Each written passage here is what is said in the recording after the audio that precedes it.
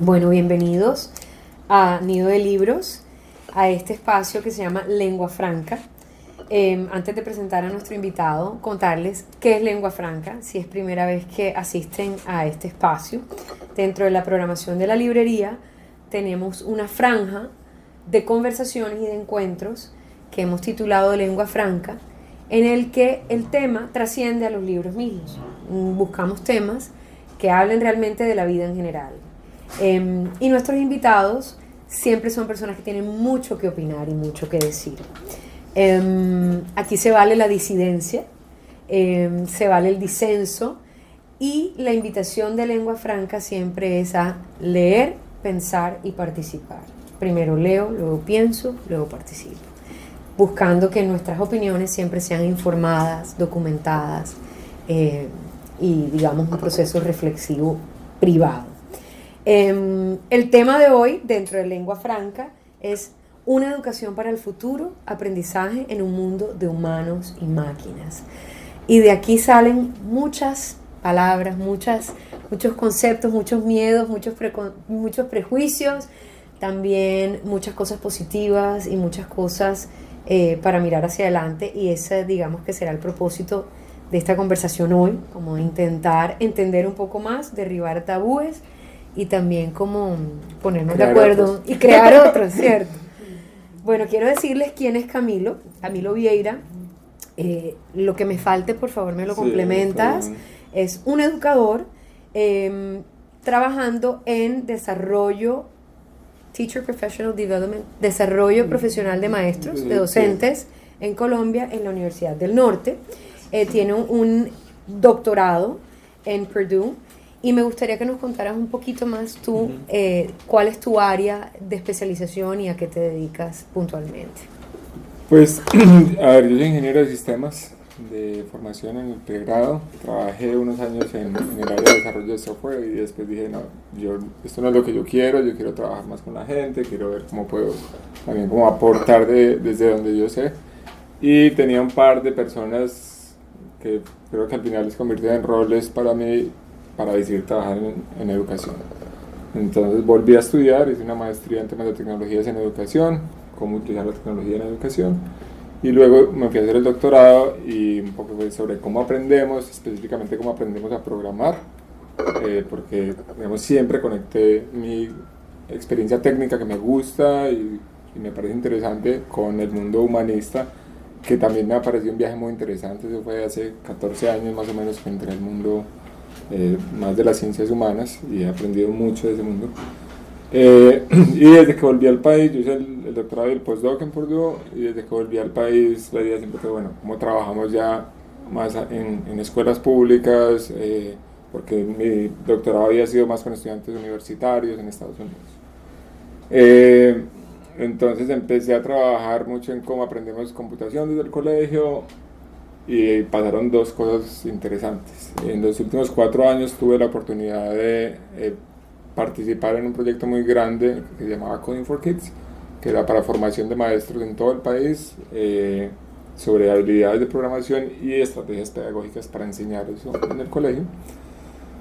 Y bueno, eso ha sido un orgullo para mí, porque ver que realmente lo que uno puede hacer puede llegar a todos los rincones, porque fueron, no sé, más de 20.000 maestros, llegó a más de 1 millón de estudiantes todo lo que se hizo, fue muy interesante. Y lo otro que pasó fue que en la Universidad del Norte, en el Departamento de Educación, el único pregrado que tenemos es en educación inicial.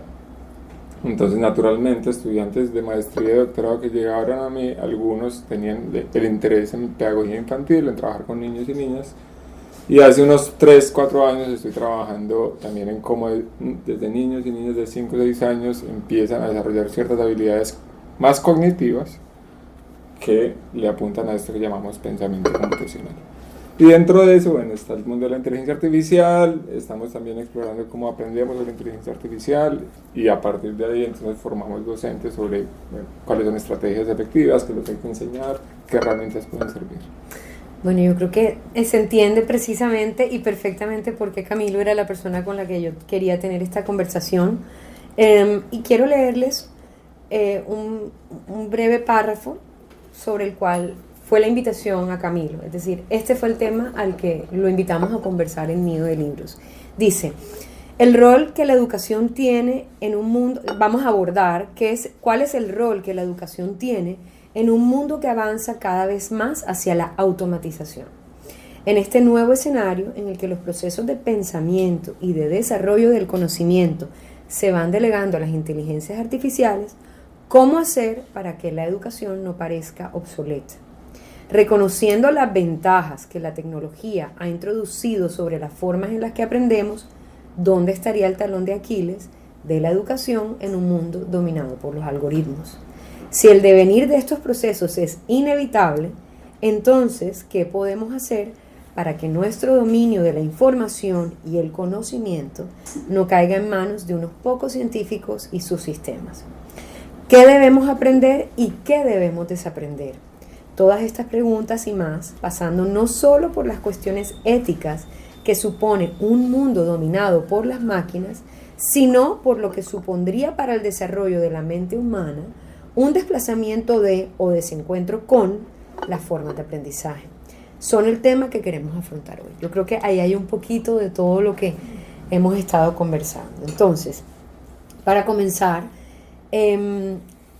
intentaremos hoy hacer un recorrido a partir de un caso puntual que ya llegaremos a él, está hoy en día en las noticias, está en boca bajo el escrutinio de los educadores, de los filósofos, es decir, ha revolucionado un poco nuestra concepción de las formas del conocimiento, para llegar a partir de ese caso puntual a contestar varias de las preguntas y de las inquietudes que tenemos de cómo vamos a ser los humanos para no deshumanizarnos, ¿no? Esa es un poco la preocupación que nos produce el que el mundo llegara a ser dominado, como una buena película de ciencia ficción, por las máquinas, ¿no? Entonces, lo primero que te quiero preguntar, Camilo, como para que nos guíes un poquito en este lenguaje y en estas nociones esenciales de lo que es la inteligencia artificial, diferenciemos, si es pertinente, la tecnología de la automatización y cuál es su relación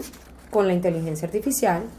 Y segundo, que a partir de eso nos cuentes, según tu experiencia, cuáles son las áreas de la educación o de la formación del conocimiento o de los aprendizajes que han sido o que serán más impactadas por la automatización, ya sea positiva o negativamente. Bueno, tecnología, automatización y de una vez saltamos a inteligencia artificial, ¿no? Entonces, pues, tecnología es una herramienta creada por humanos para ayudarnos a hacer algo, ¿cierto? Y tecnología no tiene que ser tecnología de información, el tablero es una tecnología educativa realmente, el cuaderno es otra tecnología educativa, el libro es una tecnología educativa. Cuando hablamos de automatización, hablamos de darle a una máquina una tarea para que la haga sin intervención del ser humano, ¿cierto? Como decíamos ahorita, la calculadora, yo hundo unos botones, yo no le estoy diciendo cómo sumar, simplemente hundo unos botones y lo hace automáticamente. Y la inteligencia artificial es, digamos, es un conjunto de modelos, y esa palabra modelos es muy enredada a veces, pero básicamente lo que hace es coger un montón de datos y a partir de ahí tratar de hacer predicciones, ¿cierto? Y por eso es que hoy podemos hablar de eso, por la cantidad de datos que han surgido por años y años desde que tenemos internet, sobre todo. Entonces, ahorita vamos a hablar de ChatGPT, pero por ejemplo ChatGPT coge un montón de textos, pero también está, digamos, avances más tempranos de la inteligencia artificial, son cosas como la publicidad que recibimos, que a veces no sabemos por qué nos están recomendando algo de lo que, no sé, hablamos aquí y el teléfono está escuchando y los llegamos a una algoritmos publicidad, de las redes. exacto. Entonces hay un montón de datos y de acuerdo a, bueno, que tanto me parezco yo en las búsquedas que tenemos, que hace cada uno, entonces se hace predicciones para recomendarme a mí cosas que también seguramente te han salido a ti. Entonces, es básicamente, a partir de esos datos se genera un modelo estadístico, números, y de ahí se hacen predicciones. Es como una definición muy general. ¿Cuál es el tema? Que al tener tantos datos podemos automatizar tareas que son más complejas que lo que pasó, no sé, en la revolución industrial hace 200 y pico de años. Ya no es solo tareas, digamos, manuales, mecánicas, sino en realidad se vuelven tareas intelectuales también, como la escritura, como la programación misma, como la resolución de problemas. Y ahí es cuando empezamos a preguntarnos hasta qué es lo humano, ¿no? Y qué es inteligencia. Y bueno, Ya eso vamos a dejarlo en corchetes por un momento, porque es el tema más sensible, creo, de esta conversación. Bueno, partiendo de, digamos, de ese entendimiento que tenemos, vamos a hablar sobre el caso puntual, que es el que, digamos, ha generado más atención mediática, que es el famoso ChatGPT. Ya existían herramientas como esta, utilizadas en pocas manos. Entonces, tal vez el público en general no sabíamos que esas herramientas existían, y tal vez lo novedoso de ChatGPT es que trascendió el laboratorio, por decirlo de alguna manera. Yo intentaré hacer una breve descripción de qué es ChatGPT. Camilo me corregirá, me complementará, y a partir de esto empezaremos a hablar de las problemáticas que plantea la inteligencia artificial en la preservación y el desarrollo del conocimiento, basándonos en el ejemplo de ChatGPT, pero que podríamos pensar es replicable a muchos otros modelos de inteligencia artificial o herramientas de inteligencia artificial. Hace un mes, tal vez, no sé, me crucé con un artículo que el nombre me causó mucha gracia. Dice: "You are not a parrot", tú no eres un loro. Y un chatbot no es humano. Y lo más curioso de esto era encontrar que quien lo había escrito era una lingüista. Es decir, volvemos a lo que y tocaremos eventualmente, que muchas de las discusiones en torno a la inteligencia artificial no son tecnológicas, sino humanistas, más que todo, ¿no? Tienen más que ver con la ética, con temas metafísicos incluso. Ella se llama Emily Bender, quien escribe, quien la entrevistan para este artículo. Ella es una lingüista computacional y pone un ejemplo para nosotros, los que no manejamos esta, digamos, jerga, y además no solo la jerga, el conocimiento computacional o de programación, entender cómo está construida esta herramienta, o sea, qué es lo que hace ChatGPT. Entonces voy a leerles, voy a traducir al vuelo, así que si me equivoco un poquito me disculpan, pero dice: ¿cómo funciona un chatbot como ChatGPT? Y chatbot, digamos que para entenderlo todos, es una herramienta, digamos una interfase donde tú preguntas y la máquina contesta, básicamente. ¿Sí? ¿Está bien dicho así? Bien. Entonces dice, digamos que A y B son dos hablantes con fluency, con solvencia en el idioma, llamémoslo inglés, y están independientemente abandonados, cada uno en una isla inhabitada. Tenemos A y B y los dos hablan muy bien el idioma, ¿de acuerdo? Pero pronto encuentran que antiguos visitantes a estas islas habían dejado unos telégrafos y que ellos pueden comunicarse, A y B, a través de un cable subterráneo. Y A y B empiezan felizmente a teclear mensajes el uno al otro. Mientras tanto, O, un pulpo de las profundidades hiperinteligente que no puede visitar ni observar las dos islas, descubre una manera de intervenir ese cable subterráneo y escuchar lo que A y B están conversando. O no sabe nada acerca del inglés, al menos inicialmente, pero es muy bueno en detectar patrones estadísticos. Con el tiempo, O aprende a predecir con gran accuracy, con gran precisión, cómo A y B se contestarán el uno al otro a sus preguntas. Pronto el pulpo entra a la conversación y empieza a suplantar a B cuando le contesta A, Y esto le funciona por un tiempo. Y A cree que O se comunica tanto como ella y B lo hacen, es decir, con intención y significado. Hasta ahí voy bien, ¿no? Pero un día A llama, me está atacando, o grita, me está atacando un oso furioso, ayúdeme a descifrar cómo me defiendo. Tengo unos palos aquí conmigo. El pulpo, impersonando a B, falla en dar ayuda. ¿Cómo podría haber ocurrido esto? El pulpo no tiene referentes, no tiene ni idea de que son ni un oso ni un palo. No hay manera de dar instrucciones relevantes, como ve y busca unos cocos y una cuerda y haz una catapulta. A está en peligro y se siente engañado. El pulpo ha sido expuesto como un fraude. Entonces, con esta especie de metáfora, llamémoslo así, Emily Bender nos explica un poco qué es ChatGPT. Entonces yo te voy a devolver a ti la palabra para que nos digas en términos más precisos qué es ChatGPT, más allá de decir que es un chatbot. Bueno, simplemente un comentario que me llamó la atención que dijeras es lingüista computacional, y de hecho cuando yo hablo de nosotros estamos enseñando esta idea de pensamiento computacional es no para que sean ingenieros o ingenieras programadoras necesariamente, sino que ahora hay arte computacional, lingüística computacional, biología computacional, cada una de las áreas ha cogido como una subdisciplina desde la computación. Pero bueno, volviendo al tema, yo creo que el pulpo finalmente podrá aprender si se le da retroalimentación, que finalmente es lo que pasa realmente. Pero si se come nada, ¿quién le enseña ya al pulpo? Es un costo alto, ¿cierto? Es un costo alto que el oso se coma a... Bueno, entonces, ¿cómo funciona algo como ChatGPT? Entonces, como les decía, hay un montón de datos.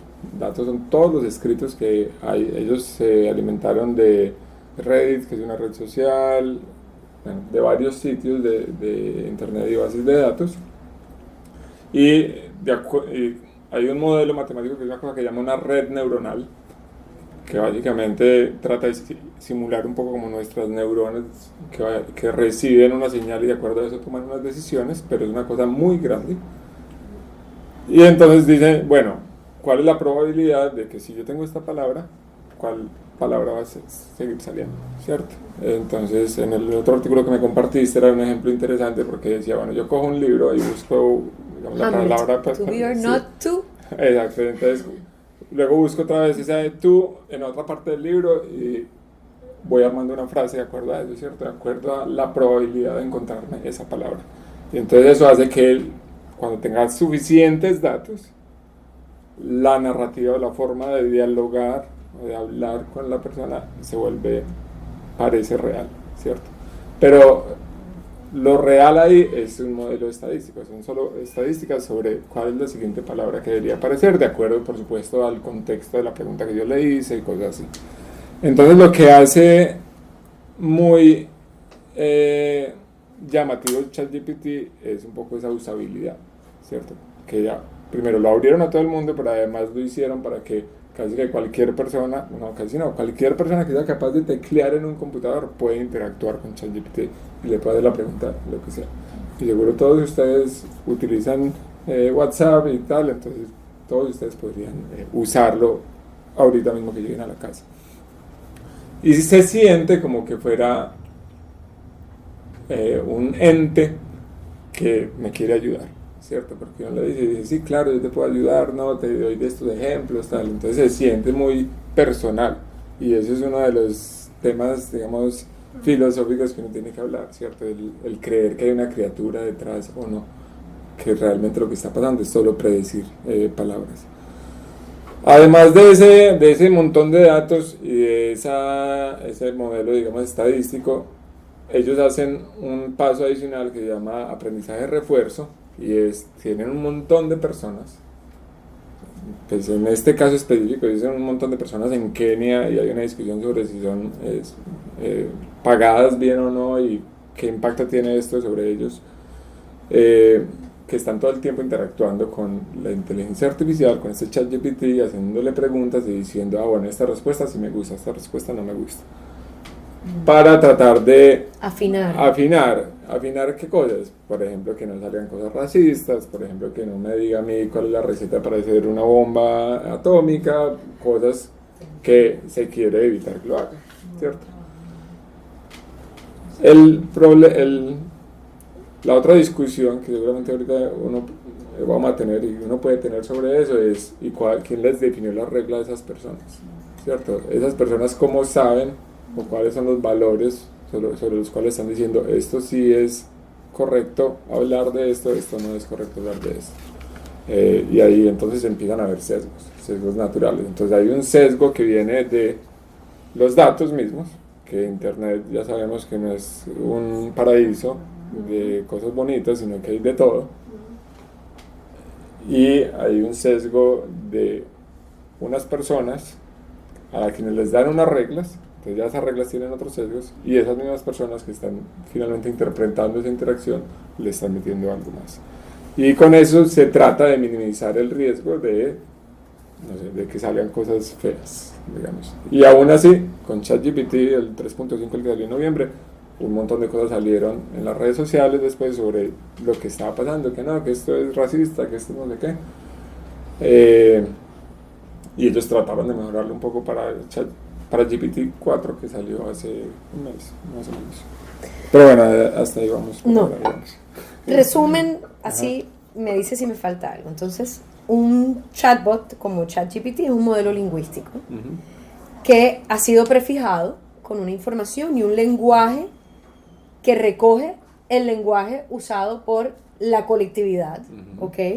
Que además tiene un sistema de autoevaluación, o sea, que se va corrigiendo y está filtrado para digamos, eliminar cosas no deseables dentro del dictamen de un grupo que decidió que esas cosas no eran deseables. Sí, yo quiero resaltar esa idea de que se va corrigiendo, porque digamos, yo lo mencioné en el sentido de que lo hacían humanos, que le decían esto sí, esto no, pero también en la medida en que uno interactúa con él le puede decir, no, esa respuesta no es correcta, entonces él va aprendiendo, le responde a una, él o ella. Hay un proceso de retroalimentación, sí, o eso más bien. Bueno, digamos que yo quisiera entonces que partiéramos, si estamos de acuerdo, en cuál es el problema o la naturaleza, porque los problemas ya los vamos a hablar, pero la naturaleza del problema de ChatGPT, estaríamos de acuerdo si partimos de ahí en que no es un problema tecnológico, sino humanista. Con esto, ¿qué quiero decir? Que no estamos cuestionando la forma en que está hecha la tecnología, sino el impacto que esa tecnología tiene en nuestros modos de aprendizaje y en nuestros modos de convivencia. ¿Podríamos estar de acuerdo? Totalmente de acuerdo. Partamos de allí y quisiera que enumeremos algunos problemas que ya Camilo y yo previamente hemos identificado y ver si estamos en la misma página en esos problemas. Bueno, más bien, pues digamos que confío más en el criterio de él, pero si aquí tuviésemos que representar dos bandos, por así decirlo, tú serías el de la defensa de la herramienta y yo sería el de la defensa humanista, digámoslo así. Y que ojalá nos encontremos en la mitad, ¿no? Entonces quisiera como empezar a enunciar algunos de estos problemas y ver si son real problema y dónde está el problema en esos aspectos. Entonces, hablemos de estos términos y me dices por qué para ti podrían o no ser un problema de esta herramienta. Está bien que la llamemos herramienta o máquina, ¿no? Herramienta, bien. Está bien, es una herramienta. Entonces, ¿cuáles son los problemas o dónde están los problemas de la dependencia o del uso indiscriminado, para no hablar de dependencia, o no supervisado, si queremos ser más laxos, con una herramienta como ChatGPT? Hablemos de los problemas que genera a nivel de lenguaje, de algo que se llama Information Literacy o alfabetización digital, informacional, y de la consulta o la validación de las fuentes de información.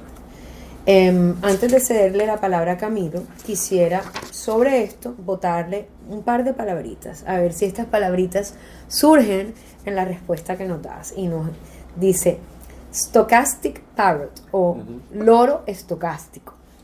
¿Qué será eso, un loro estocástico?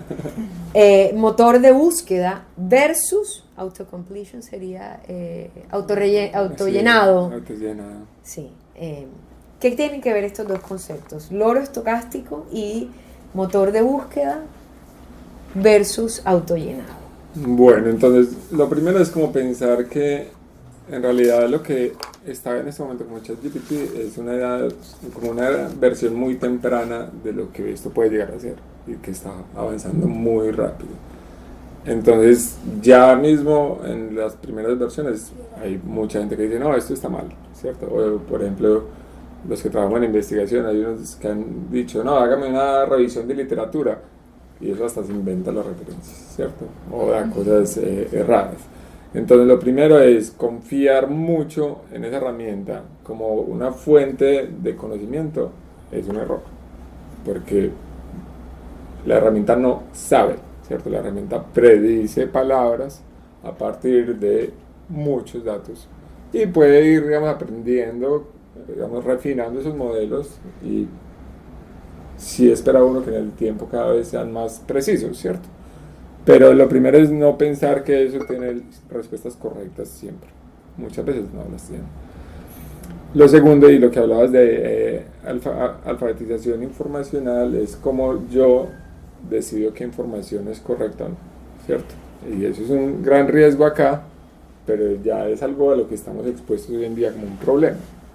Nosotros, de hecho, uno de mis estudiantes de maestría hace un par de años hacía una investigación en el colegio sobre cómo los estudiantes eligen cuál de las páginas que le salen a uno en Google es la adecuada y pues, obvio no eligen, ¿cierto? Es la primera que Wikipedia. le salga, ¿cierto? La primera que le salga. Entonces ya eso es un problema en el punto de vista educativo, digamos, originalmente. Ahora hay una crítica que le hacen a ChatGPT versus Google, por ejemplo, y es, pues ChatGPT ni siquiera te dice de dónde está sacando las cosas, ¿cierto? Ni siquiera te da esa posibilidad de evaluar las fuentes. Pero insisto, eso es un problema más desde el punto de vista educativo que de la herramienta misma. Uno pensar que eso es una verdad absoluta y no ir a otras fuentes, ya es un problema. Que digamos, uno de los mensajes posiblemente hoy es en la educación, la tecnología sola nunca ha solucionado nada.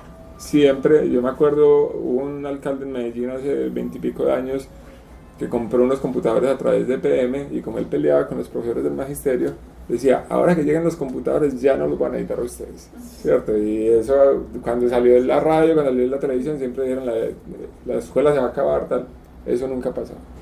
Y con el internet eso no ha pasado y difícilmente va a pasar.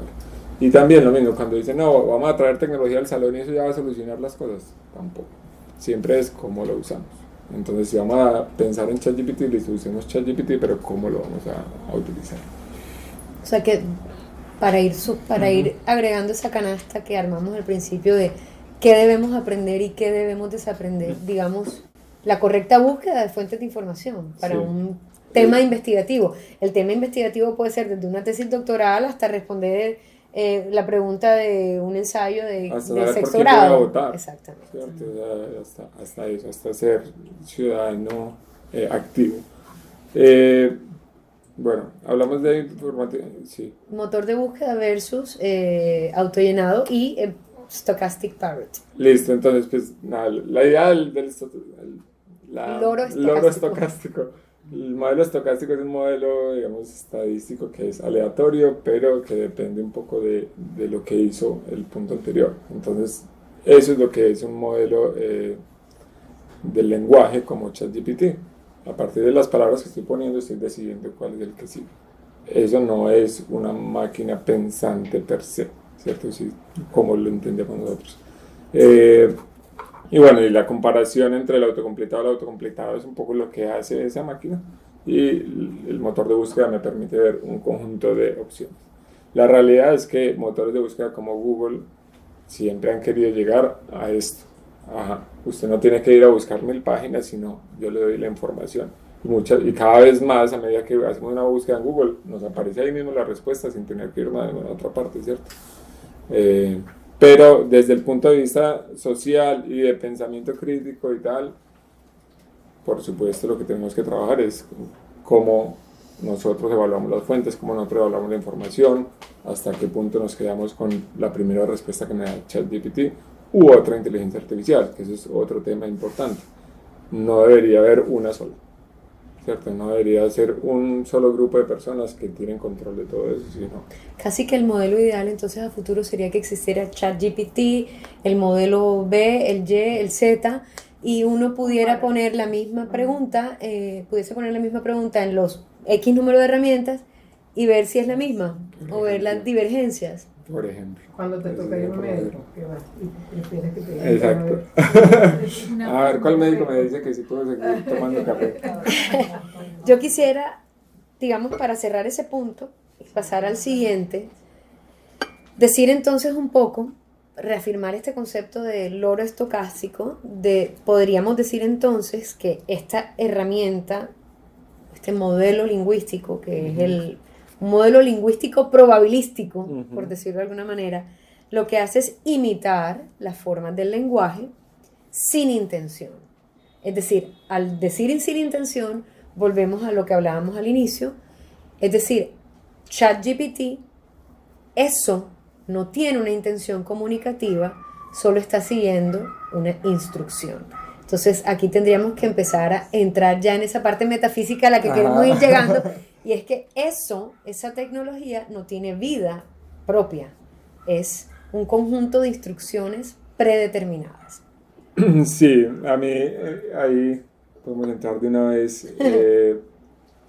El no tener intención, ¿cierto? Entonces yo cuando digo algo, cuando hago algo, tengo una intención con eso. La máquina no lo tiene, pero es muy buena imitándolo, ¿cierto? Parece que la tuviera. Y ahí el tema difícil de definir y de interpretar es la gente que está interactuando con la máquina, sí va a sentir como que la máquina tiene esa intención. Entonces el hecho de que no la tenga no quiere decir que la experiencia de las personas, de los sujetos con esa máquina es que no la tienen. Eso me va a llevar, eso que acabas de decir me lleva al punto siguiente, que lo veníamos conversando ahorita. Es las reglas de juego sobre las que entramos, de las que partimos al usar una tecnología como la inteligencia artificial, y son esas, las que impactan nuestra recepción de la información. ¿A qué voy con esto? Para ser un poquito más explícita. Si el primer problema lo definíamos como un problema de analfabetismo informático o de la información no informático, el segundo problema que podríamos identificar es las reglas de juego sobre las que entramos a utilizar esta herramienta. Entonces, me gustaría que habláramos de esto. La decepción o el engaño. Deception no sería decepción, sino deceiving, o sea, el enmascaramiento sería como una palabra más correcta, o el engaño. Uno, ¿quién alimenta ese banco de información? Y esto, ¿cómo nos lleva a la no trazabilidad del conocimiento? Te dejo como esas tres para entrar en eso que pusiste como ejemplo de la recepción. Sí, y creo que vamos ahorita al ejemplo que hablamos. El engaño, ¿no? Una de las críticas que hace esta investigadora es que creamos que hay una criatura detrás de eso, ¿cierto? Que en realidad sintamos como que es una persona. Y no sé cuántos habrán visto la famosa película Hair hace unos años, que era como alguien que se enamoraba de una inteligencia artificial. Pues se llama Réplica. Existe hoy en día, ¿cierto? Hay una página que se llama Réplica que te ofrece compañeros virtuales. Y yo en estos días pensaba, bueno, también cuando yo era niño existía el Tamagotchi, que también creíamos que era una criatura, ¿no? Que lo cuidábamos. Entonces, bueno, uno puede decir, no, eso no puede ser, ¿cierto? Eso es inmoral, eso es inhumano, que la gente esté pensando que haya una criatura detrás de eso, ¿no? Y yo le daba el ejemplo ahora de, bueno, ¿qué pasa si, por ejemplo, una persona tiene un problema pues, o de autismo o alguna depresión o algo, que encuentra en esa interacción una compañía que le ayuda a sobrellevar eso. Y eso le hace vivir para esa persona una mejor vida. ¿Quién soy yo, como alguien que estudia lo que sea, para decirle a esa persona que esa no es una vida plena? Es muy difícil. Pero entonces ahí vamos al tema del engaño, ¿no? Tú me decías, bueno, pero tiene que por lo menos ser consciente que realmente no es una persona. Y yo creo que eso sí es muy importante, la transparencia. Y dentro de lo que se habla, este es un mundo que es muy desde el mundo humanista, lingüista, muy crítico de esto, pero uno también puede escuchar a Sam Altman, que es el jefe de OpenAI, que fueron los que lo crearon, y él es como, no, esto es una gran ayuda, ¿cierto? Esto, obviamente todo a favor.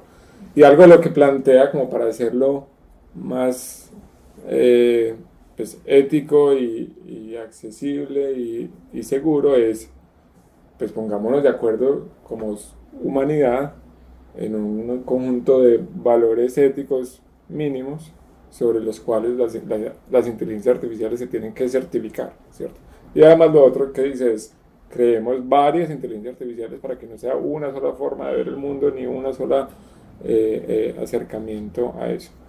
Y dentro de esos valores éticos, yo creo que puede estar eso, ¿cierto? Como que sea claro que esto es una inteligencia artificial, que lo que estás interactuando no es una persona, sino una inteligencia artificial. Bueno, eso digamos que nos lleva a otro problema, y es el problema de la autoría, o digamos, quién es el autor de tal o cual conocimiento.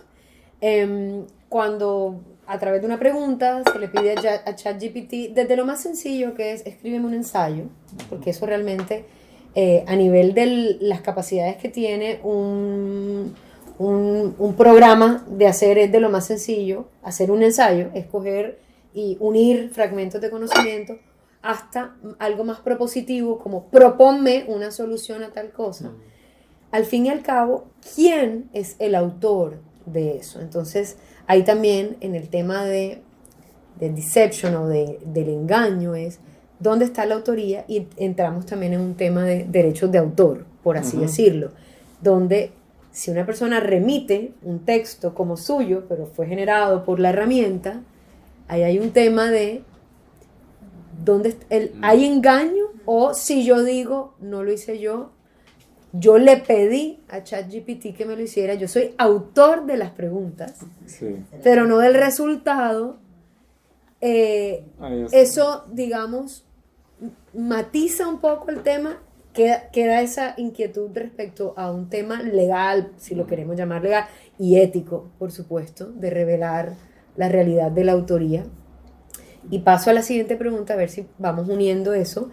En el tema de la desconfianza también entra que no conocemos, o por lo menos ChatGPT no ha revelado de dónde obtiene lo que ellos llaman el training data, o esa información con la que han alimentado inicialmente a ChatGPT para hacer todo este banco de información. Pasa también que ChatGPT, nos explicabas ahorita un poco, genera un output. Yo le doy un input, una pregunta, él me genera un output, una respuesta. Esa respuesta sintética, es decir, creada por algo no humano, llamémoslo así, entra a formar esa respuesta, se vuelve luego un input. ¿Qué pasa? Que si ChatGPT produce un resultado errado y no hay revisión, ese resultado errado entra dentro de este loop que alimenta a la cadena. Entonces, dentro de las cosas que dice Bender, como te das cuenta, Bender me conquistó, sí, porque plantea muchos problemas filosóficos. Realmente, volvemos a lo mismo, al inicio de esta discusión, los problemas que tenemos no es con la tecnología, es con el resultado de la tecnología. Y dice que esta es una tecnología que congela el lenguaje en el tiempo. Entonces, lo que hace es que encadena o guarda los problemas del pasado. El error, si no se corrigió, queda almacenado y es un lenguaje, en teoría, congelado.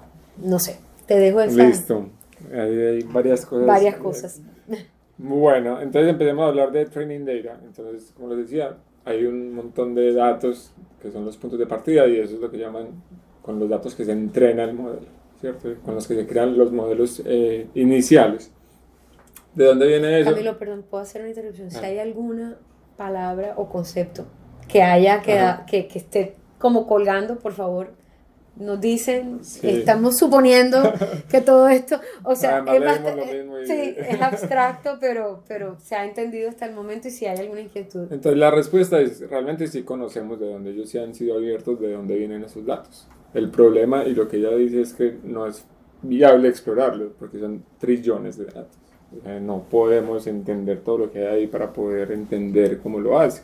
Y aparte de la red neuronal, que es ese montón de como pequeñas neuronas, también son trillones. Entonces es muy difícil saber qué está pasando ahí.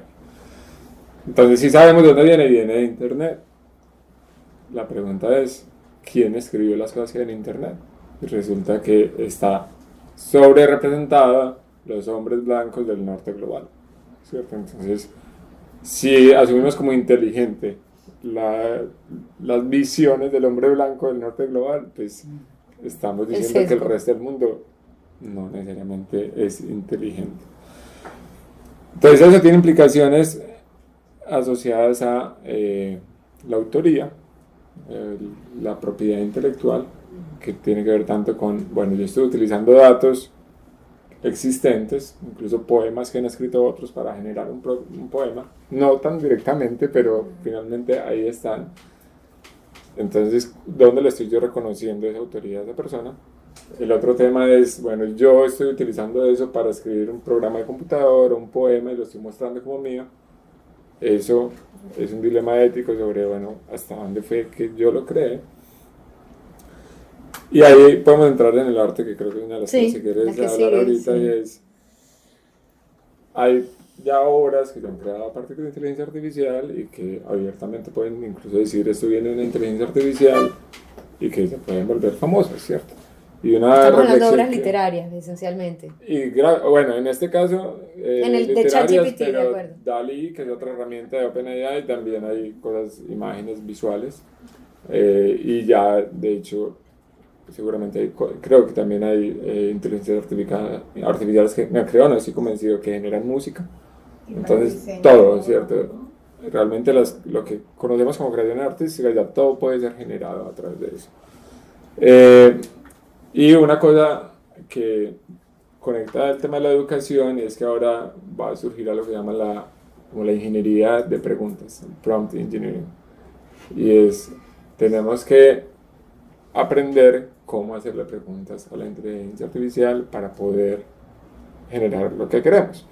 Entonces, cuando uno va a hacer arte, por ejemplo, y uno le pide, hágame no sé, pínteme a los hipopótamos del Magdalena Medio como si fuera Fernando Botero, por ejemplo, eso te lo hace ya. Y él me va a dar algo. Pero yo puedo, a partir de lo que me da, decir, no, yo quiero empezar a refinar eso. Entonces, ¿cuántas preguntas tengo que hacerle para que ya eso sea una creación artística mía? Porque ya yo me pensé todo eso y yo quería llegar a un objetivo y generé eso. Bueno, ahí es donde viene mi contrapunto. Ok, eso pasa, está existiendo, es decir, partimos de una realidad. Ahora viene la evaluación de si eso está bien, está mal, o más que si está bien o está mal, si es deseable, que vendría a ser como un criterio menos binario, ¿no? Sí. Si es deseable. ¿Por qué pregunto si es deseable? Porque si hablamos del arte específicamente, normalmente, o en general, estaríamos casi todos en acuerdo de que el arte es una experiencia no solamente para el receptor, que vamos a entrar en eso, para el receptor, sino para el realizador.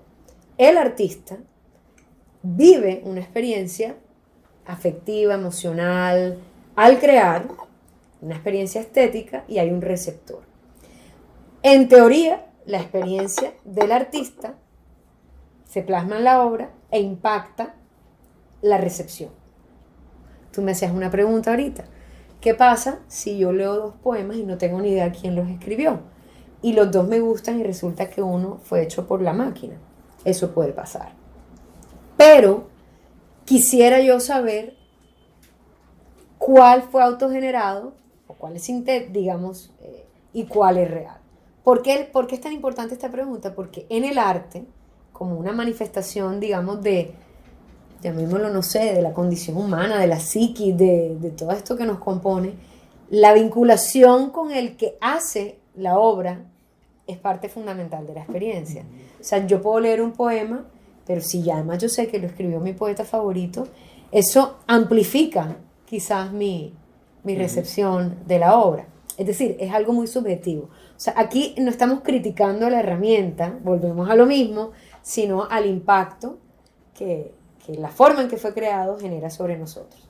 Ahora viene la otra parte. ¿Por qué sería deseable o no?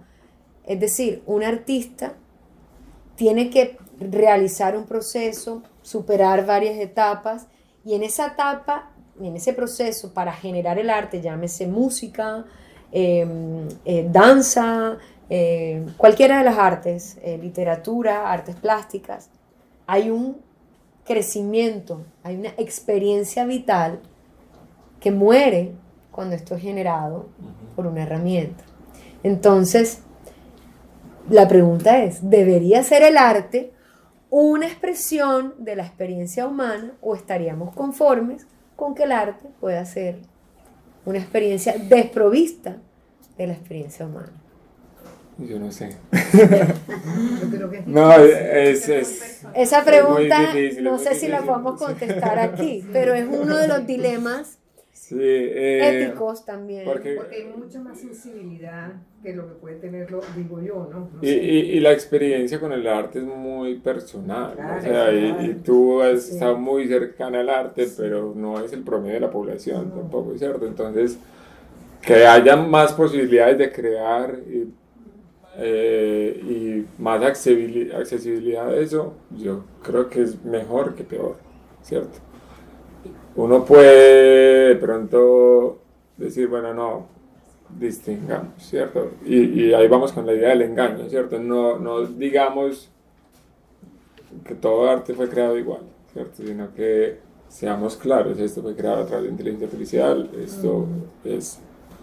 Pero dentro de eso, de hecho, está como ese punto intermedio que yo te decía. Si yo soy un artista que me dedico a preguntarle muchas veces a la inteligencia artificial hasta que encuentro lo que yo quería expresar, eso es una técnica de creación de arte en ese momento, ¿cierto? Eso, yo no tengo que usar, no sé, el laúd antiguo para tocar algo que se parezca a una guitarra. Yo puedo tocar una guitarra eléctrica, es más, puedo tocar guitarra eléctrica en mi teclado de computador hoy en día, ¿cierto? Y nadie me va a decir que eso no es arte.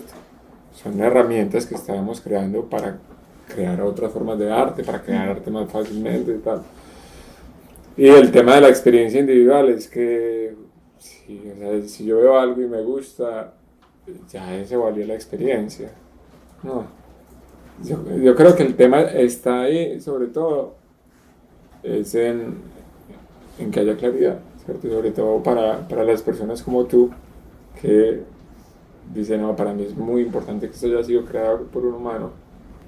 Entonces, quedamos claros en eso. Entonces, es uno de los temas éticos pues, de eso. Bueno, ya para ir cerrando, Camilo, porque bueno, nos podemos quedar aquí. Hay 2 temas con los que creo que no queremos cerrar sin ellos. Y fue algo que me planteaste en algún momento y me diste una solución, en teoría. Vamos a ver si la compramos. Y es, ¿qué pasa cuando el input que se le da a la herramienta, llamémosla inteligencia artificial en este caso, esta de la que estamos hablando, deja de ser nueva, generada, nueva del humano? Es decir, si nos vamos en un futuro, digamos que el devenir de esto es que empezamos a depender cada vez más de las respuestas generadas por la herramienta, y esto va desplazando la generación de conocimiento individual o propio. ¿Qué pasa con la innovación? ¿Qué pasa con la innovación? Y con eso quisiera dejarte que conectemos con tu experiencia, que es la educación, y hablarnos un poco, ya para terminar en ese punto, de esta premisa inicial. ¿Cómo debe ser? Es decir, esto ya es una realidad, esto ya existe, esto ya vino, se va a quedar y va a seguir desarrollándose. Entonces, ¿cómo debe ser la educación de hoy? ¿O cómo no debe ser la educación de hoy? Bueno, entonces lo primero, uno de los riesgos que se habla mucho en la inteligencia artificial es, bueno, si ya hay un conjunto de datos, y esos datos fueron además creados con sesgo, lo que sea, ¿dónde va a quedar la innovación? Y yo como que lo que me pregunto ahí es, bueno, ¿y nosotros cómo innovamos? ¿De dónde viene nuestra creatividad? ¿Cierto? Y yo no creo que eso venga de la nada. Nuestra creatividad viene, yo creo, de nuestras experiencias, de donde hemos crecido, lo que hemos aprendido, lo que hemos visto, lo que hemos pensado. Entonces, de hecho, dentro del mundo de la inteligencia artificial hay quienes piensan en, bueno, ¿cómo hacemos para que no se quede pegado, digamos, en darme las mismas respuestas? Y a veces lo que hacen es meter un número aleatorio, literalmente. Y dicen, bueno, si yo le meto este número aleatorio, ¿esto para dónde va?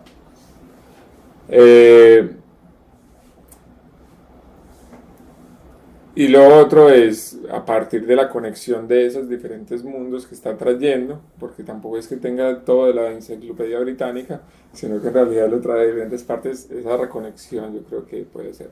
Y además está interactuando con el ser humano. Y como tú decías, está utilizando eso para reentrenarse.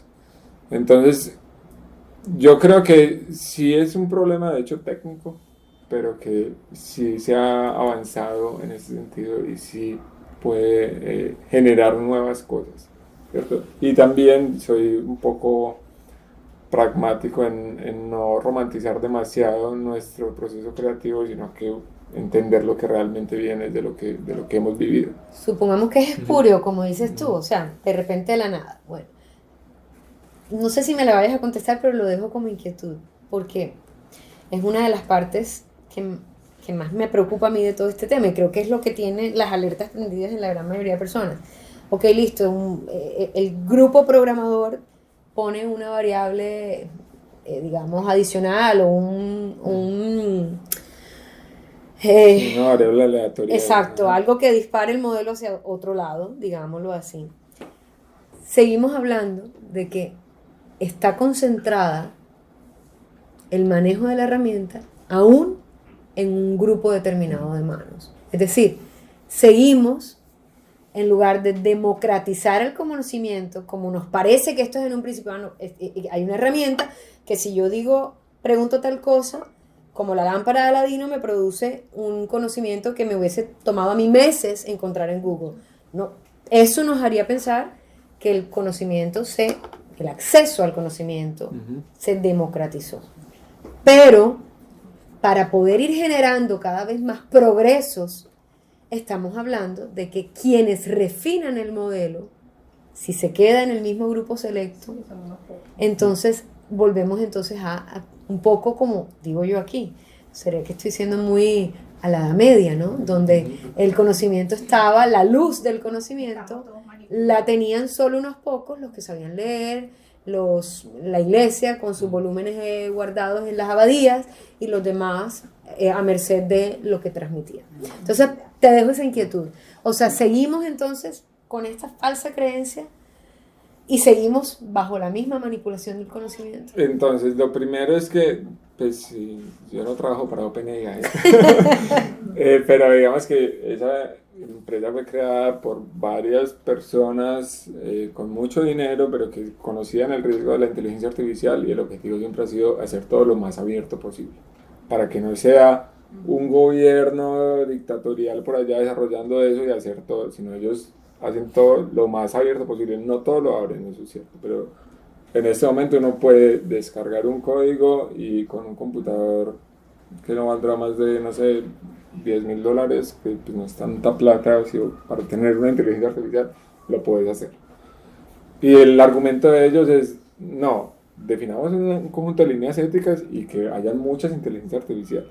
y esas pueden venir entrenadas de diferentes datos y tal, y que ellas, digamos, cumplan con esas líneas éticas. Lo otro que están haciendo es que, digamos, hay una idea de que le exigimos no tener sesgos a la inteligencia artificial, pero todos los humanos tenemos sesgos. Y si viene a través de nuestras creaciones, pues obviamente van a haber sesgos, por más que ellos traten de disminuirlos lo más posible con su refuerzo con las personas en Kenia. Pero lo que quieren hacer ahora es como lo hacemos para que cada uno lo pueda ir, digamos, ajustando un poco a sus sesgos también, ¿cierto? Como que yo no tenga que estar peleando con la inteligencia artificial con la que interactúo, o yo me acerco más a esta, pero que hayan varias disponibles. Entonces, parte de lo que están haciendo, que a mí me parece que tiene todo el sentido, es, primero, lo liberan temprano, cuando todavía está en una etapa temprano, para aprender sobre eso, en vez de tenerlo allí guardado en un laboratorio y luego liberarlo y quién sabe qué pasaría.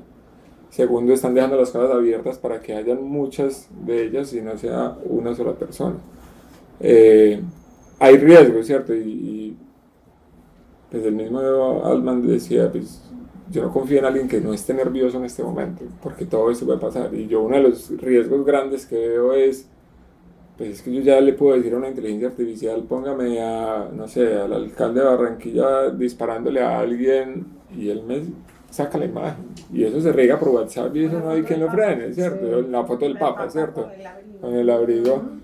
Y eso una vez se riega, pero volvemos, eso es lo humano, eso no es la herramienta está y tal vez es mejor que esté disponible, que la gente la conozca y que sepa que eso se puede hacer, a que estuviera guardada en un laboratorio, una sola persona decidiendo quién la va a usar en qué, ¿cierto? Entonces estamos un poco en un experimento y está bien estar nerviosos y estar atentos, pero o sea, como prohibirlo, como eso no se puede prohibir, eso es conocimiento, ¿cierto? Hay que... Si no tienen una legislación clara es imposible, porque además, si está en un grupo de personas y la ética para algunos países es muy distinta que para otros. Exacto. O sea, Entonces, los alemanes tienen una idealmente ética tendría que haber sí. un acuerdo mundial y cada país regularlo de alguna manera. Sí, eso. Pero volvamos Ajá. a tu experticia, Ajá. Sí, vamos a la educación. que es la forma de mitigar el mal uso de la herramienta, llamémoslo así, es la legislación, pero también la educación. Entonces, ¿cómo debería ser, ya para cerrar con eso, de lo que tú has visto, de lo que has estudiado, de lo que están haciendo otros educadores, cuál sería el uso correcto o cuál sería los nuevos pautas de aprendizaje en un mundo donde hay inteligencia artificial? Bueno, antes de que esto surgiera como tan accesible al mundo, nosotros estábamos trabajando, de hecho con colegas en Purdue todavía, en cómo hacer estos modelos un poco más transparentes, ¿cierto? Que la gente, porque pues ya esto era como para personas de ingeniería que los utilizan, digamos, de manera más especializada, pero que reconozcan que el modelo siempre te va a dar una respuesta y esa respuesta no necesariamente es correcta y esa respuesta además viene de datos cerrados. Entonces, hacer un poco más visible y entender un poco más cómo están pasando por dentro creo que es una cosa muy importante.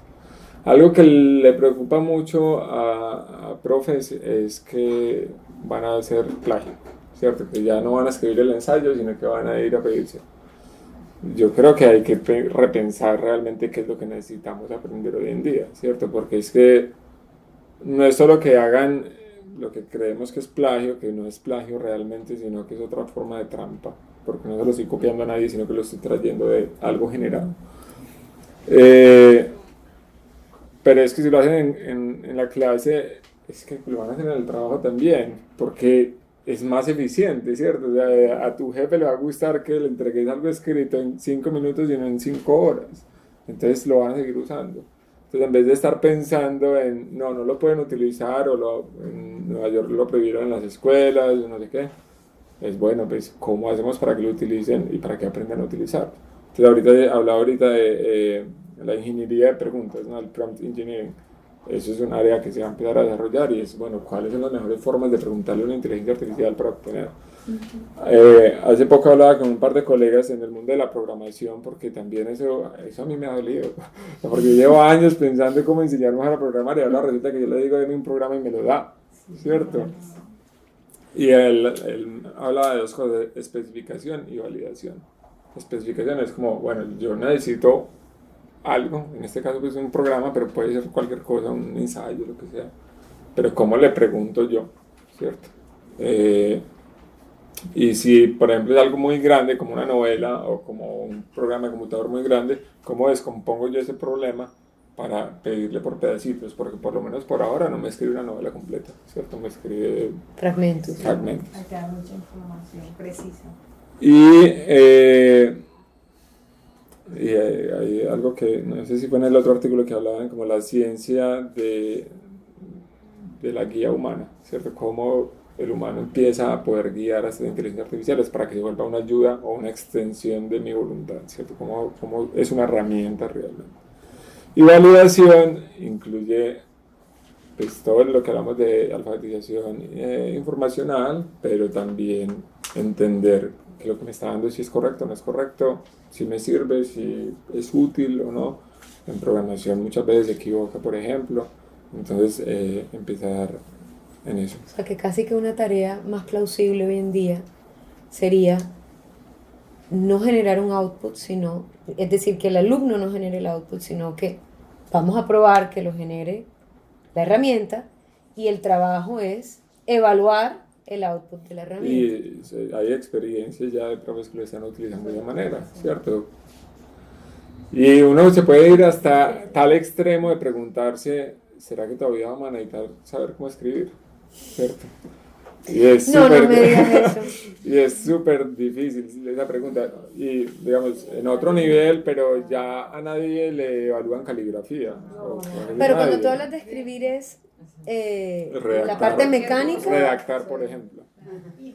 Pero es, o sea, es real. Y escribir como un ejercicio creativo es una cosa y estamos en una librería. No, pero no solamente encanta, por lo creativo. pero, pregunto, bueno, te dejo terminar. Es que me diste en un punto sensible. Pero es una pregunta súper difícil realmente porque... No, sí, o sea... Es una forma de expresarnos, pero ya podemos encontrar otras formas de expresarnos a través de esto. No sé si esté de acuerdo, me permito el disenso. Bienvenido, porque, es que yo no tengo porque, a ver, tal vez ya no necesite escribir creativamente. Vamos a suponer que llegamos, ojalá no, a un mundo donde la escritura por entretenimiento, como lo es la ficción, de pronto ya sea algo, bueno, ya lo es hoy en día en muchos casos, ¿no? Es algo más estético que cualquier otra cosa. Pero si volvemos a digamos lo fundacional detrás de una inteligencia artificial, si pensamos que por lo menos en el caso de este chatbot de ChatGPT es el lenguaje, estaríamos hablando que el uso del lenguaje sigue siendo... Vamos a seguirnos comunicando. La pregunta es si nos vamos a seguir comunicando por escrito. No sé, o sea, y lo estoy llevando muy al extremo y muy a largo plazo. Y eso no comunicación verbal, o sea, un retroceso. Pasamos de lo oral a lo escrito y nos devolvemos al oral, no sé. No sé si lo vamos a contar, no sé. Pues, me preocupa. Y insisto, eso ya es llevarlo al extremo. Ahora, pero es una pregunta también como, ¿hasta qué punto eso es lo que tenemos que estar insistiendo mucho ahora? Sí, no sé. Bueno, no, Camilo, yo creo que realmente podemos quedarnos hablando aquí mucho porque creo que lo de hoy revela que hay más preguntas que respuestas. No sé si quieras agregar algo. Sí, solo un par de cosas de sobre los retos que yo creo que vale la pena. Es, pues digamos, se habla de, bueno, sí, esto puede ser un tutor inteligente incluso para los estudiantes, pero yo creo que dejar a los estudiantes solos con eso tampoco es lo adecuado. Entonces, ¿cómo apoyarlos? ¿Quién tiene acceso a esto? Se necesita tecnología y en Colombia hace poco salió que solo el 30% tenemos acceso a internet en las casas, que es lamentable. si además asumimos que la educación va a ser entonces solo ese tutor inteligente, entonces la interacción social entre los estudiantes, ¿dónde queda?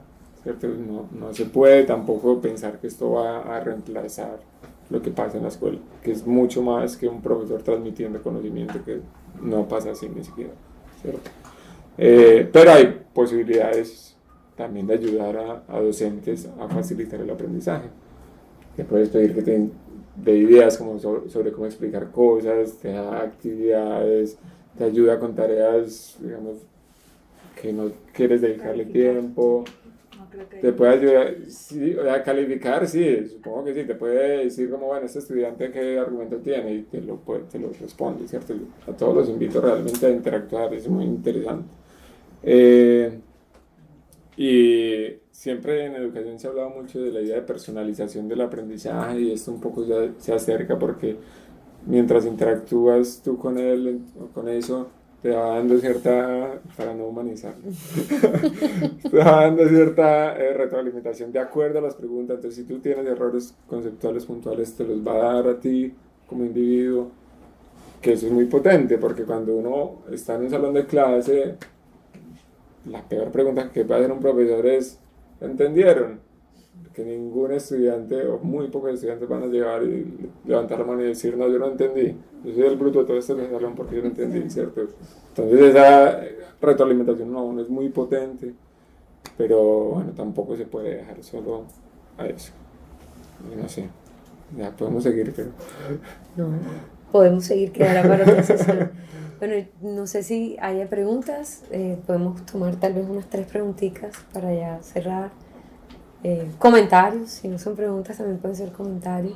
Mi pregunta va hacia mi oficio y es la democracia, o sea, la política, porque también lo que se viene diciendo mucho es que nos va a dar instrucciones de cómo participar, de cómo votar, de cómo hacer. Entonces, de una u otra forma puede haber incluso educación política que hoy no es que la esté habiendo mucho por parte de quienes les corresponde. ¿Cómo ves tú ahí el sector democracia, sector público respecto a...? Pues un poquito, me vuelvo a la primera parte y es, sí, o sea, siempre hay resistencia hacia los cambios tecnológicos, somos muy románticos de lo que era antes, de la escritura. No, pero sí, eso siempre ha pasado y los mayores siempre dicen como que, ay, no, usted ya ahora solo pasa frente al teléfono, ya no hay interacción social, pero es una otra forma de interacción social. En el tema de la democracia, pues, escucha qué pregunta, pero yo creo que está el tema de los sesgos, ¿cierto? Y eso es una de las cosas que han criticado mucho ahora con ChatGPT, que porque alguien le preguntó que hablara bien sobre Biden y sobre Trump, y que habló muy poquito bien sobre Trump. Entonces, yo lo entiendo, pero, pero algunos no. Menos datos. Pero algunos no lo entienden, ¿cierto? Pero entonces, claro, eso... Volvemos al tema del sesgo de los datos, del sesgo de las normas. O el adoctrinamiento, también sí. se me ocurre a mí que puede haber algo dentro de lo que tú dices, o sea que de pronto las prompts serían las preguntas o las pautas que se le da de respuesta. Puede haber también algo ahí de adoctrinamiento, si hay alguna preferencia por parte del training data. Pero a mí me gustaba, de hecho, en esta entrevista a Sam Altman, que él decía que esto realmente da un poquito más de como nuance, como decimos, como... Molestia. No, nuance es como más sabores a las cosas, ¿cierto? Okay. Como no es esta la única verdad, ¿cierto? Entonces, de hecho, aunque yo no soy tan convencido de esto, pero él hablaba del ejemplo del origen del COVID, ¿cierto? Entonces ya, pues realmente no hay una verdad absoluta sobre el origen del COVID. Yo creo que hay más evidencia sobre el tema del murciélago pasándolo no sé qué, que haya sido generado en un laboratorio. Pero digamos que no hay 100% de evidencia, no es una verdad 100% absoluta. Entonces él dice como estas son las evidencias que hay a favor y en contra, ¿cierto? Eso es lo que... Eso, me sacó las dos posibilidades. Entonces, eso es lo que... Entonces eso lo permite que cosas como Twitter o Facebook o no sé qué no tienden a permitir tanto, ¿cierto? Tienen que hacer una verdad absoluta del que estás viendo y en 140 caracteres o 280 caracteres. aquí por lo menos permite un poco más de decir, estas son las cosas que hay, estos son los criterios a favor, estos son en contra. Eso puede ser interesante, pues, como desde el punto de vista también de esa polarización tan grande que hay con el mundo de los 280 caracteres. Tú tenías ahorita una pregunta. Sí, con respecto, por ejemplo, a lo que tú dices de la propiedad intelectual, varias revistas médicas sacaron artículos al respecto diciendo que no se aceptaban artículos escritos, o sea, como autora de ChatGPT o como coautor, ¿cierto? Y que las correcciones tampoco las podría hacer el chatbot. Y fue por eso como un pronunciamiento porque hubo varios artículos iniciando el año que los mandaron otras personas, ¿cierto? Personas de otras partes del mundo, donde ChatGPT había escrito el artículo. Y pues era, Pero ¿y digamos, cómo lo compruebas? Es que esa es la pregunta. Sí, entonces hay sistemas ya que tratan de comprobar, pero no son infalibles, ¿cierto? Yo leía como no hay forma. el de OpenAI ahí mismo categoriza como el 9% de las creaciones humanas, incluso como que fueran creaciones de ChatGPT. Entonces, sí. Y la otra pregunta Estamos en eso. que yo tendría, a ver, todo lo que se mencionó, a mí que me parece que es como un secretario, o sea, que eso es una herramienta de secretaría, o sea, hazme un ensayo, redáctame una carta, hazme una lista, o sea, más que el reemplazo propio como de la mitad, porque es uno el que lo está mandando, hazme esto, o sea... no. Pero también O sea, se puede convertir como el rey flojo, ¿no? Sí. Con la idea del rey flojo que delega todo. También Sí, eso sí. puede ser como Es un una peligro, ¿no? herramienta muy- Yo no soy tan muy amigo de esa complicada, visión, sí. ¿sabes? Porque yo creo que Sí. lo que tenemos es que volvernos, o sea, dedicarnos a pensar un poco más, Sí, ¿cierto? sí, Es total. como, o sea, yo creo que eso sí puede ser, es una ayuda, es una herramienta que me ayuda, Sí. y sí, pues Optimizar ya tiempo. no tengo que, Depende no cómo sé, lo hacer uses. todo yo mismo, sino me dedico a pensar en cosas que realmente esa máquina no puede hacer. Pero nuevamente, eso depende del uso. Esa es una forma de uso que es lo Sería que la creo que sueñan productiva. muchos, la productiva. Pero hay otros que lo usan, no sé, según cómo le hablen, entonces ya sienten que el otro tiene conciencia y que no sé qué, y que quiere acabar con el mundo. Ya han salido pues unas Sí, cuantas. historias Y la así. imaginación, la máquina no tiene imaginación. O sea, yo le pregunto cosas como que involucren algo imaginativo y sí me da una respuesta, pero no, ahí sí no se siente que uno está hablando Por ahora. mal. Por ahora, y es no. que desde el tema, Por esto va ahora. demasiado rápido. Y eso eres tú, pero todo el mundo no es igual. Entonces eso es complicado. Es una herramienta, a mí me parece que es maravillosa. Sí. O sea, yo la verdad soy lo menos tecnológica. He aprendido por muchos años que esto ha sido una herramienta de la que yo he estado aparte, pero me ha parecido interesantísimo después de 20 años porque yo soy artista. Y mi trabajo es sobre juegos de mesa, juegos tradicionales, deporte, porque hace muchos años, con mi hijo, que fue el único que tuve, me empecé a dar cuenta que esto es una locura, pero una locura porque no la había entendido hasta ahorita, hasta hace 2, 3 años. Entonces por eso ahorita digo, wow, es maravilloso, pero es una herramienta peligrosa, es una herramienta que tenemos que saber cómo usarla, pero lo que pasa es que no todo el mundo es como uno, eso es lo complicado. La mayoría no. No, El tema de por ahora es la velocidad, o sea, porque digamos hace 200 años para que una tecnología cambiara algo del mundo se demoraba literalmente Décadas décadas o o más. siglos. Después llegó la revolución industrial y las cosas empezaron un poquito más rápidas, después la radio y la televisión, el internet y todo se ha ido muy rápido y ahora es que esto en 3 Días. meses cada vez es mejor, ¿verdad? Y nosotros no avanzamos a ese ritmo, nosotros no evolucionamos para O sea, avanzar a ese ritmo. Ya van por chat, ¿cómo? 4. Y Y el 5 sale este año. y creo que hubo No muchas la personas que no fueron usuarios de los anteriores. El 4 es un mes. El primero. El que abrieron a todo el mundo en noviembre. Yo lo uso. ChatGPT que es Google 3.5. aporta algo porque decía que se nutría de una red social, pero por ejemplo WhatsApp, Facebook, creo que son las que más datos tienen hoy, no aportan a eso. No, ellos no tienen datos de WhatsApp, Facebook, tienen datos de Reddit, que es la red social de la que hablan. Reddit es, que a mí me gusta, pero es una red social como Creativa. medio de nerdos. Sí, Bueno, eso dicen ellos, como comprobar que realmente están usando esos datos nada más. sí, Es de gente que lee. No, Sí, no hay de todo, no, sí, o sea, sí. digamos, una red social es medio intelectual, digamos, de alguna manera. No todo, ¿cierto? No sé. Pero no es una red social de Sí, todo no el es mundo, social, no no todo el es mundo social se social, mete, sí. es social Sí, intelectual. es una cosa ahí. Eh, pero entonces es como, por ejemplo, listo, ahora estamos pensando en qué tenemos que enseñar, ¿cierto? Y la educación sí que se mueve lento, y eso pues que no hemos dicho de que cuando el ministerio va a cambiar algo en las cosas, o sea, mejor dicho, el tema de tenemos todos que aprender programación lleva en el mundo 20 años mínimo. Y el ministerio todavía no tiene lineamientos para eso, ¿cierto? Y quién sabe cuánto se va a demorar, y apenas hace 4 años estamos trabajando en formación de maestros sobre el tema. Esto está cambiando cada mes, ¿cierto? Y entonces uno tiene que tratar de entender, bueno, qué es lo que vamos a enseñar. Y entonces cuánto nos demoramos en transformar eso en los colegios. Pero ya cuando lleguemos, ya hay otra cosa, o sea, ya es como que, ¿cómo vamos a mantener ese ritmo? Eso es muy difícil de Pero además lo entender. que más interpela o lo que a mí más me preocupa es la formación docente. Sí, Porque es que vas a enseñar, pero ¿qué le vas a enseñar a los que van a enseñar? Exacto. Y es como, vamos... ¿Cómo mantener la educación? Es muy difícil. Muy difícil.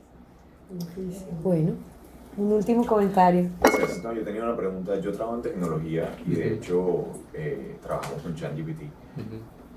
Yo sé que, por ejemplo, cada vez que sale una nueva tecnología, un riesgo o de pronto una amenaza es reemplazo de trabajo, reemplazo de que la máquina va a reemplazar. Sí, no Y hablamos siempre de ha eso. pasado así desde que la tecnología existe.